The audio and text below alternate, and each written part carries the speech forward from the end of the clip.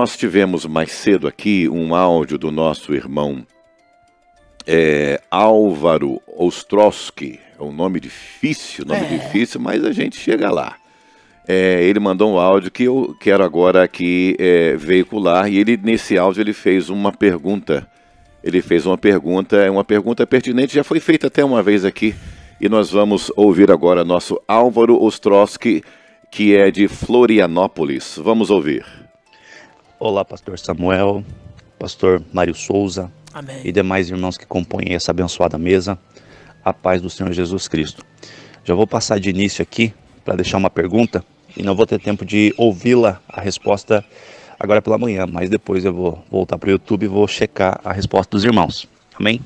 A pergunta que eu tenho para fazer é a seguinte: o pentecostalismo clássico, ele defende que o batismo com o Espírito Santo é evidenciado pelo falar em línguas estranhas.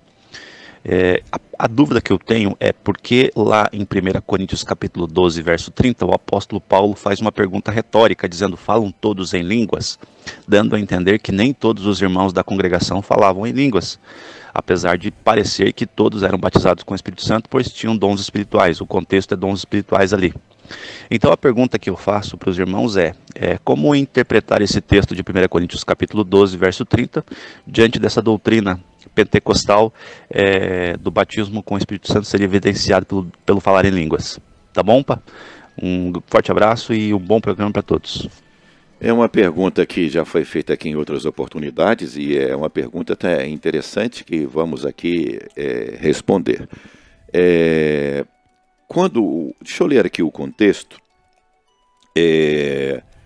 Capítulo 12, versículo 28, vamos ler assim: a uns pôs Deus na igreja, primeiro apóstolos, em segundo lugar profetas, em terceiro lugar mestres, depois operadores de milagres, depois dons de curar, socorros, governos, variedade de línguas.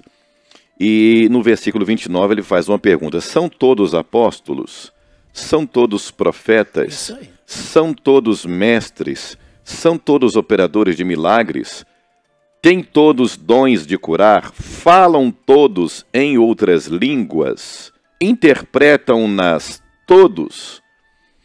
Portanto, procurai com zelo os melhores dons. E agora vou lhe mostrar o caminho mais excelente. Aí começa o capítulo 13, que nós já conhecemos aquele hino, aquele maravilhoso texto onde fala que o amor está... Clássico, maravilhoso. Texto clássico, né? Bom, nosso entendimento, querido Álvaro, o pastor Mário me permite a primazia aqui, pastor? Depois, total. Nós, como você sabiamente diz, pentecostais clássicos, quer dizer, pentecostais bibliocêntricos, com muita humildade. Quando nós falamos que a evidência é o falar em línguas, é porque a Bíblia registra isso. Tem outros batismos ou tem outras pessoas que falaram em línguas que a Bíblia não registrou. Mas nós temos contextos de maneira patente e de maneira não tão direta que existia algo evidente no batismo com o Espírito Santo. E a evidência é falar em outras línguas.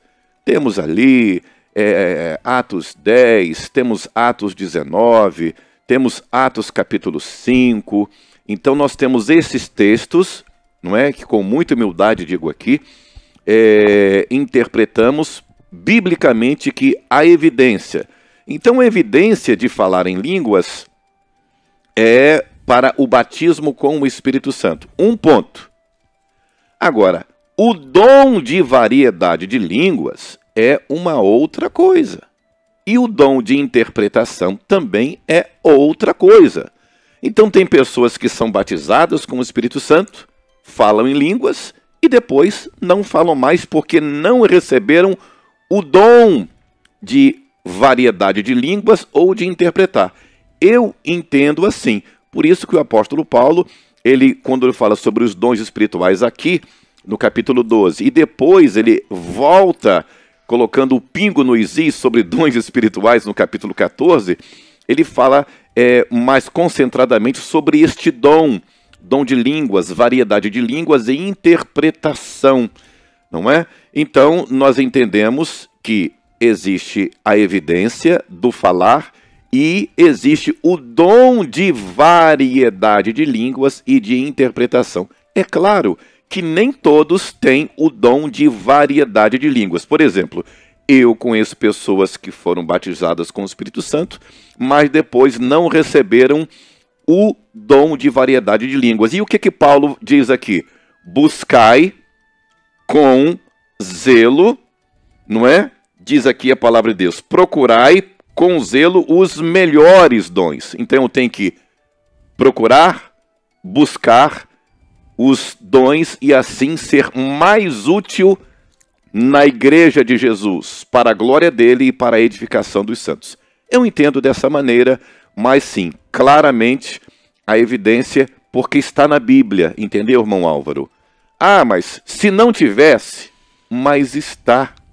Mas está. Então ninguém pode refutar a própria Bíblia, né? Mas, por exemplo, a Bíblia não diz que Paulo, quando ele foi batizado, falou ali, mas ele diz, olha, eu falo mais do que todos, porque ele já havia sido batizado e tinha também o dom de variedade de línguas. Pastor Mário Souza. O que é interessante, está corretíssimo tudo isso aí. E outra coisa, irmão Álvaro, não é porque os dons espirituais estavam em Corinto que toda a igreja tinha todos os dons. Os dons estavam na igreja, mas repartidos.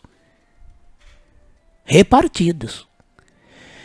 Tanto é que ele disse, olha bem, são todos apóstolos? Não eram. A igreja toda não era apóstolo. Eles não eram todos apóstolos, né? A igreja toda tinha dons de curar? Também não. Né? Operação de milagres? Também não. E língua também não. Isso quer dizer que, além tem esse detalhe, a igreja de Corinto não quer dizer que toda ela fosse batizada com o Espírito Santo. Era aqueles que estavam buscando. Eram os que estavam buscando. É igual hoje. Não tem, assim, nenhuma igreja realmente grande que 100% seja batizado com o Espírito Santo. Não tem. Isso não implica em salvação, é bom lembrar, né, pastor? Tem esse detalhe, que não implica em salvação. O batismo com o Espírito Santo é uma capacitação de poder para que a pessoa se torne uma testemunha mais eloquente, mais ousada, com mais autoridade. Mas recebereis poder ao descer sobre vós o Espírito Santo e ser-me-eis testemunhas, tanto em Jerusalém como em toda a Judéia, Samaria, até os confins da terra. Atos 1:8. É para isto que é o batismo com o Espírito Santo. E sabe por quê, irmão Álvaro, a igreja toda não tinha tudo?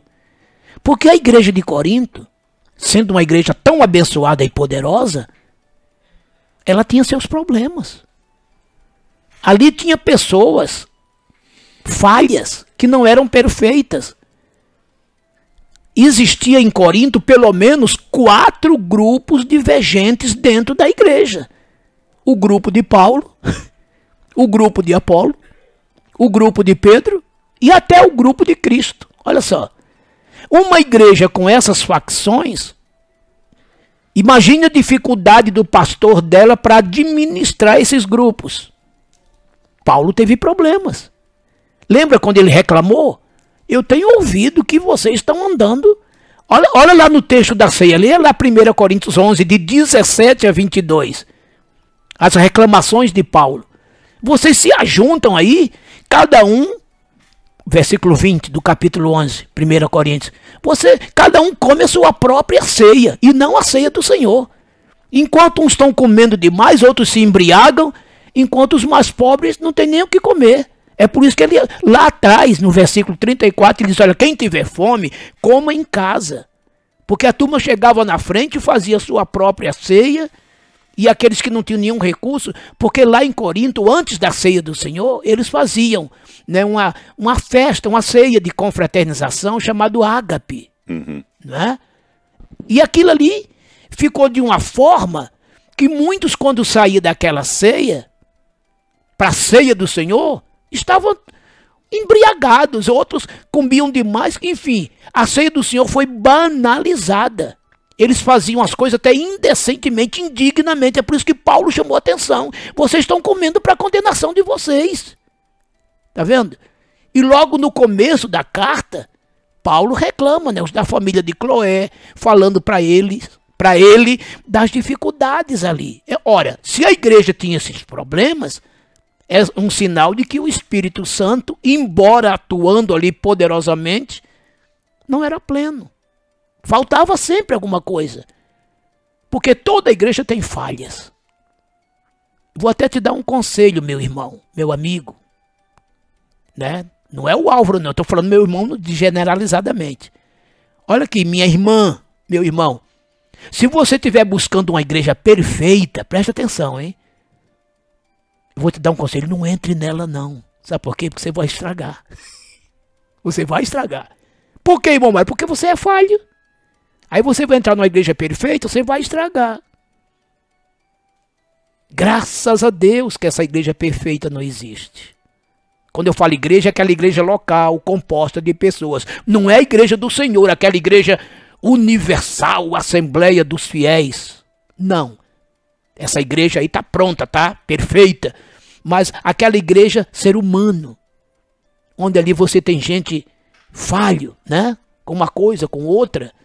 E ali você vê que os dons espirituais, para corroborar isso aí que nem todos tinham, como é que está lá os dons no capítulo 12, de 8 a 10? Olha só, Álvaro, dizendo assim, ó, há uns, pelo mesmo Espírito, a palavra da sabedoria.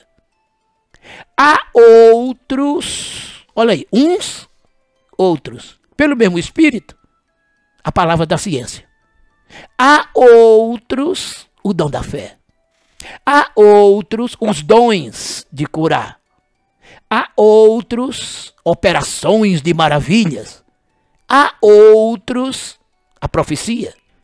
Há outros, o dom de discernir os espíritos. Há outros, variedade das línguas. Há outros, interpretações das línguas.